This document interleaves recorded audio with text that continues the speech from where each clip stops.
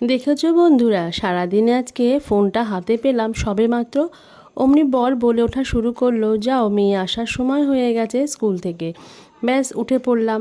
মাত্র 10 মিনিট ফোনটা দেখতে পেরেছি। এদিকে আবার অনেকেই বলে আমি নাকি ব্লগ করি, ভিডিও করি। সবাই যদি জানতো যে আমি কিভাবে করি। যাই হোক, মেয়ে আসার সত্যি সময় হয়ে গেছে, এখানে বসে আছি। প্রত্যেক দিন গাড়ি আসার টাইমে মিনিট পাঁচেক আমাকে এখানে বসতেই হয়। আর ভাবলাম এখানে বসে বসে কি করব, মাথার চুলগুলোই ছিঁড়ি।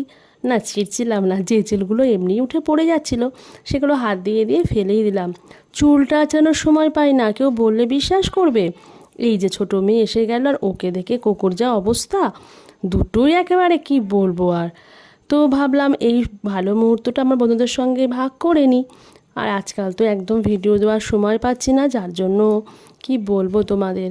যাই হোক, তোমরা ভালো থেকো, আমার পাশে থেকো, সাপোর্ট করো। Tata, bye bye.